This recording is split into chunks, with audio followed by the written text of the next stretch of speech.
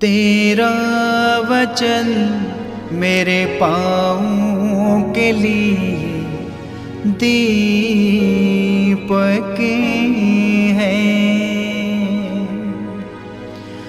और मेरे मार्ग का उजियाला है।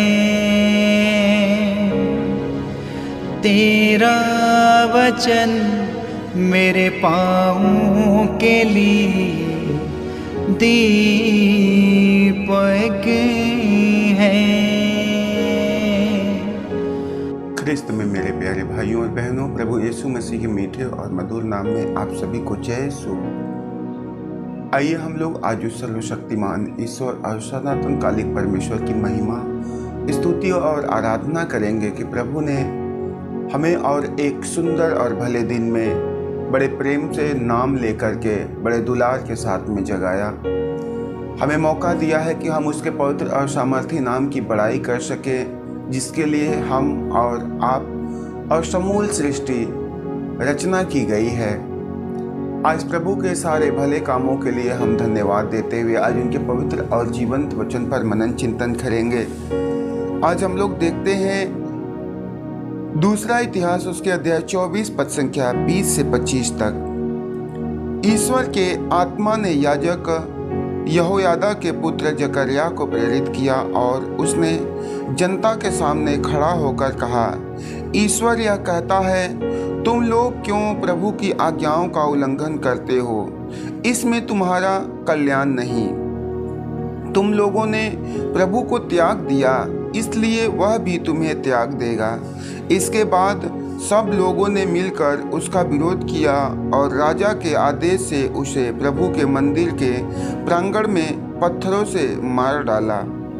उसके दरबारियों ने उसके विरुद्ध षड्यंत्र रचकर उसे उसके पलंग पर मारा, क्योंकि उसने याजक यहोयादा के पुत्र का रक्त बहाया था। वह मर गया और दाऊद नगर में दफनाया गया, किंतु वह राजाओं के मकबरे में नहीं रखा गया। ख्रिस्त में मेरे प्यारे भाइयों और बहनों, आज हम लोग देखते हैं कि नबी जकर्याह कैसे लोगों के बीच में सत्य को प्रकट करते हैं, क्योंकि आज सारा संसार, सारा समाज देखा जाए तो सच्चाई को जानते हुए भी उससे अनजान बनने की कोशिश करता है और ऐसे ही अनजाने में पाप पर पाप करते रहता है। यही कारण है कि जकर्याह जब लोगों के बीच में खड़े होकर के उन्हें सुसमाचार का संदेश सुनाते हैं तो लोग उन्हें पत्थरों से मार डालते हैं, लोग उन्हें मौत के हवाले कर देते हैं। आज संसार में ऐसे ही कार्य चले आ रहे हैं, जहां लोग असत्य को बड़ी सहजता से सुन लेते हैं, झूठ को बड़ी सरलता से ग्रहण कर लेते हैं, लेकिन सच्चाई को चिल्ला कर बताने पर भी, शोर मचा कर सुनाने पर भी लोगों को सुनाई नहीं देता है और सच्चाई के लोग अस्वीकार करते हैं। उजाले को लोग नाश करना चाहते हैं, इसलिए उन्होंने जकर्याह की बातों को अपने लिए अहितकर जानते हुए उन्होंने उन्हें मौत के घाट उतार दिया। उन्होंने कहा कि ईश्वर यह कहता है, तुम लोग क्यों प्रभु की आज्ञाओं का उल्लंघन करते हो? इसमें तुम्हारा कल्याण नहीं है। तुम लोगों ने प्रभु को त्याग दिया, इसलिए वह भी तुम्हें त्याग देगा।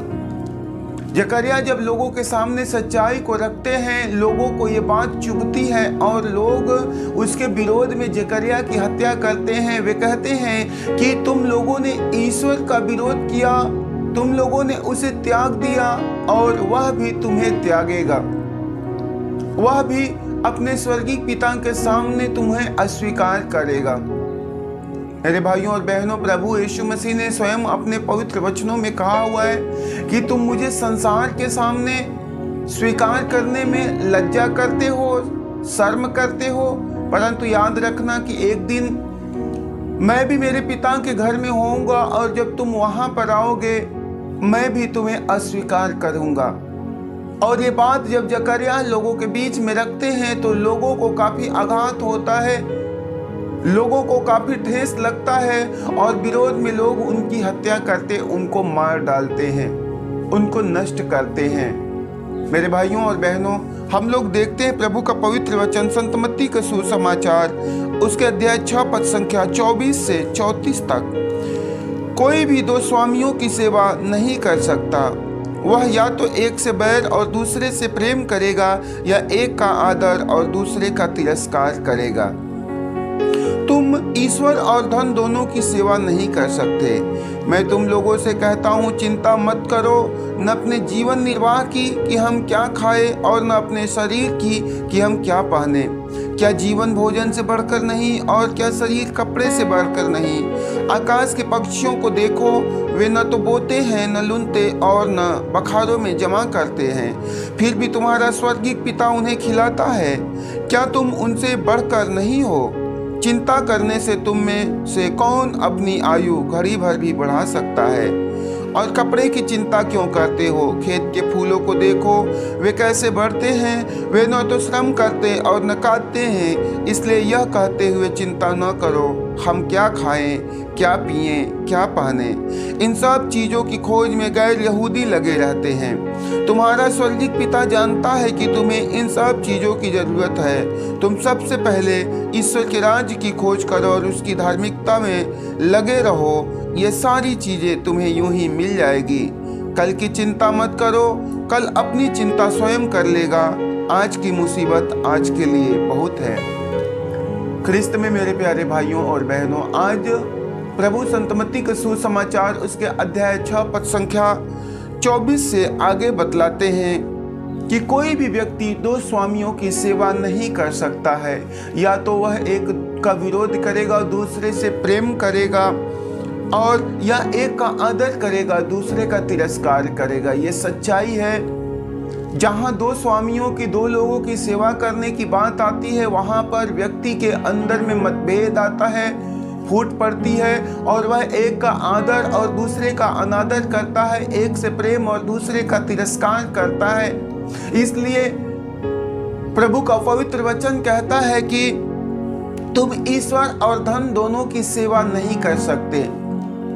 तुम ईश्वर और धन दोनों की सेवा नहीं कर सकते। संसार आज यही करने का प्रयत्न कर रहा है। वह एक तरफ अपने आप को धार्मिक बनने का दिखावा करता है, परंतु दूसरी तरफ उसका मन दुनिया वही चीज़ों से, संसार की जरूरतों में, संसार के वस्तुओं में रमा हुआ है। इसलिए प्रभु कहता है कि तुम धन और ईश्वर दोनों की सेवा नहीं कर सकते। आगे प्रभु कहते, मैं तुमसे कहता हूँ, चिंता न करो, न अपने जीवन निर्वाह की कि हम क्या खाएं और न अपने शरीर की कि हम क्या पहने।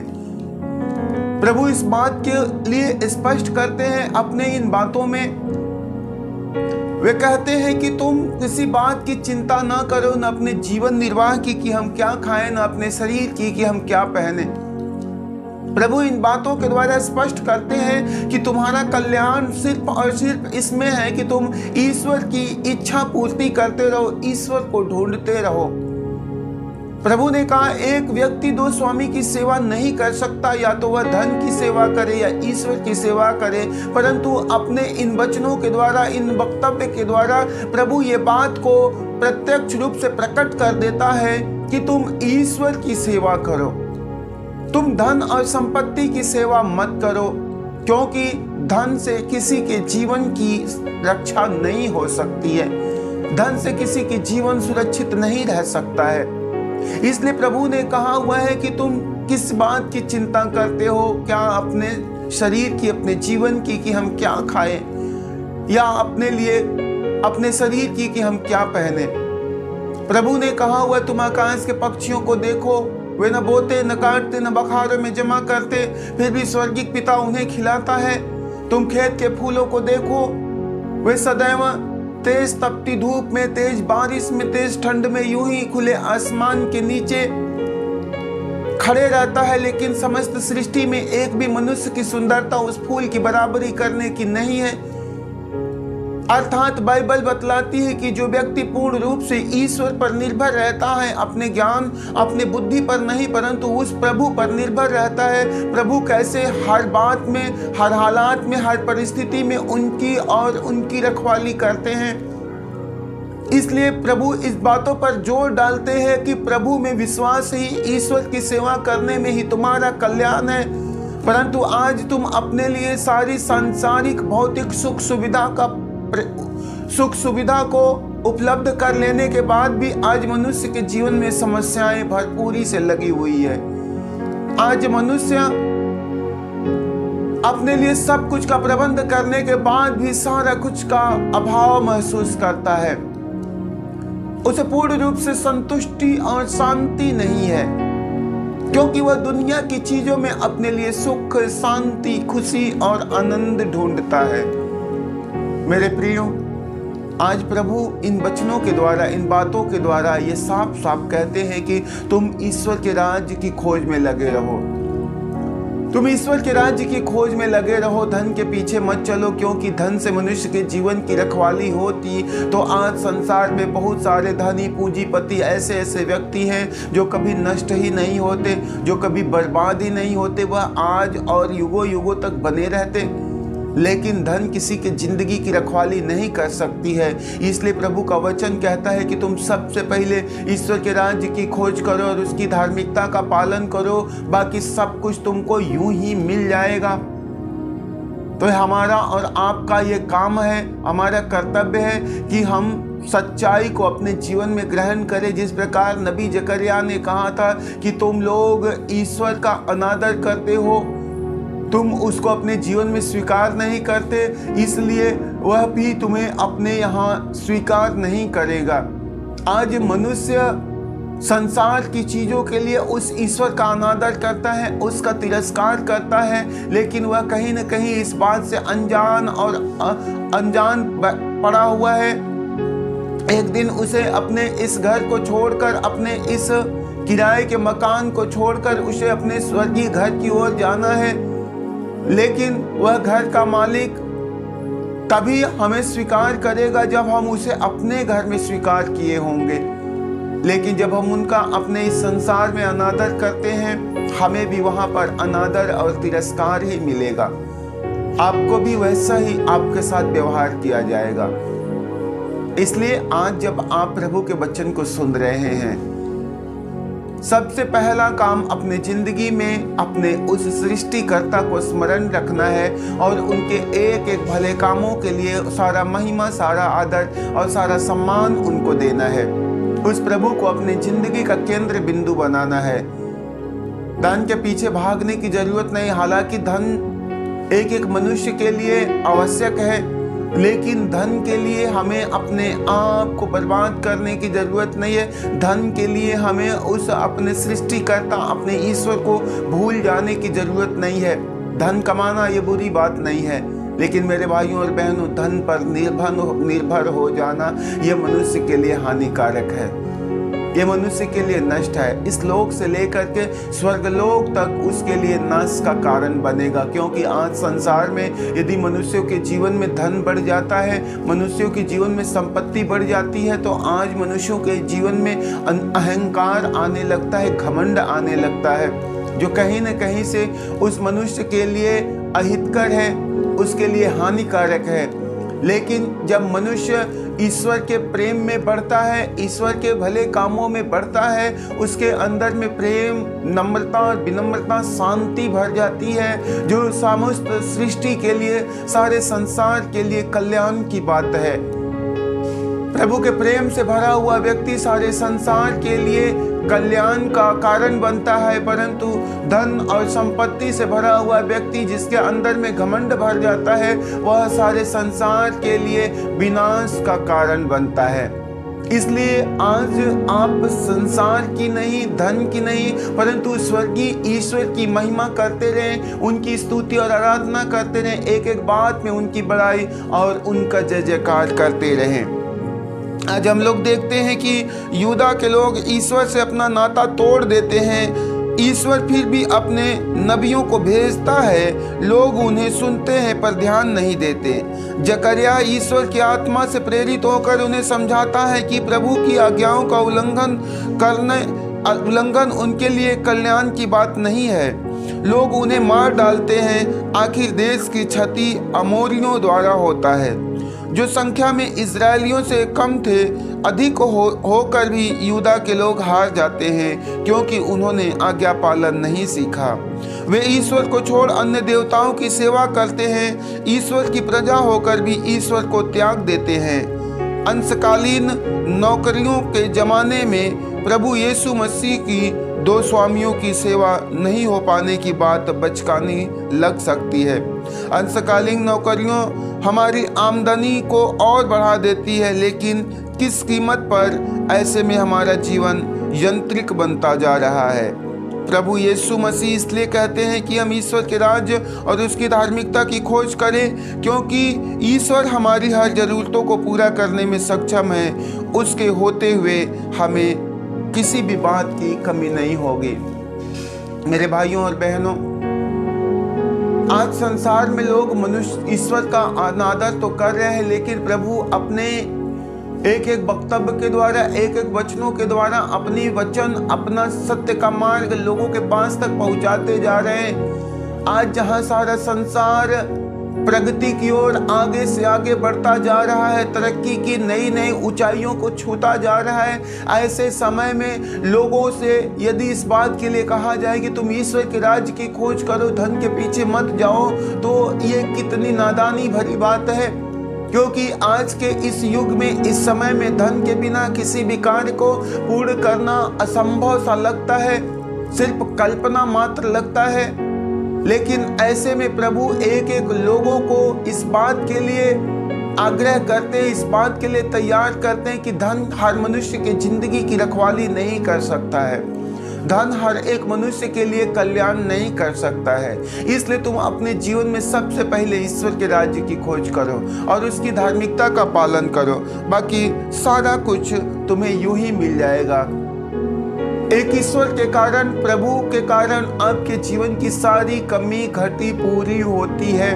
और प्रभु ने उदाहरण स्वरूप बताया कि तुम खेत के पक्षियों को देख लो, आसमान के पक्षियों को देखो, वे न बोते न काटते हैं, लेकिन फिर भी स्वर्गीय पिता उन्हें खिलाता है। तुम खेत के फूलों को देखो, वह हर मौसम में भी सदैव सुंदर और स्वस्थ तंदुरुस्त बने रहते हैं, क्योंकि वह अपने सृष्टिकर्ता, अपने ईश्वर पर निर्भर रहते हैं। भूख लगने पर आसमान की पक्षियां अपने लिए अपने बखारों से अनाज नहीं ढूंढती। धूप लगने पर खेत का फूल अपने लिए ठंडी छायादार जगह का प्रबंध नहीं करता, परंतु हर पल, हर परिस्थिति, हर हालात में वह ईश्वर पर निर्भर रहता है। उसकी बाट जो होता है उसकी ओर निहारते रहता है। और नतीजा यह है कि संपूर्ण सृष्टि में एक भी मनुष्य की सुंदरता ऐसी नहीं है जो उस फूलों की बराबरी कर सके। हम लोग उत्पत्ति ग्रंथ में देखते हैं ईश्वर ने सब कुछ को बनाया, सब कुछ को बनाया। प्रभु ने कहा सब भला है, सब सुंदर है, सब अच्छा है, लेकिन उन्होंने कहा कि मैं मनुष्य को अपने स्वरूप में बनाऊंगा। उन्होंने मनुष्य को अपने जैसा बनाया। और बाइबल बतलाती है कि ईश्वर की सुंदरता, ईश्वर की महानता, उसके प्रेम का संसार में, समस्त सृष्टि में कोई जोड़ नहीं है।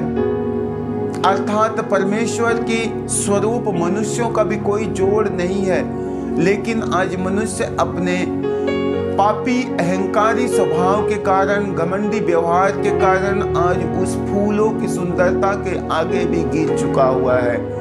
प्रभु इसी बात के लिए लोगों को समझाते, उन्हें बताते हैं, उन्हें कहते हैं कि तुम अब से भी अपने जीवन काल की गलतियों के लिए मानते हुए, अपने एक एक पाप के लिए पश्चाताप करते हुए ईश्वर की ओर लौट आओ। वह प्रभु जो दया का सागर है, वह प्रभु जो करुणा का सागर है, वह तुम पर दया करेगा। तुम अपने प्रभु की सेवा करना आरंभ करो। संसार की चीज़ों की सेवा में, संसार की चीज़ों को खोजने या ढूंढने में मत फंसे रहो। प्रभु ने कहा तुम सबसे पहले ईश्वर के राज्य की खोज करो और उसकी धार्मिकता का पालन करो, बाकी सब कुछ मैं तुम्हें यूं ही प्रदान करूंगा। सभी को जय यीशु। तेरा वचन मेरे पाँवों के लिए दीपक है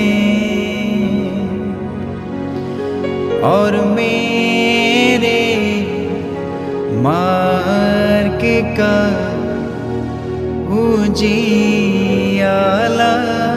है। तेरा वचन मेरे पाँवों के लिए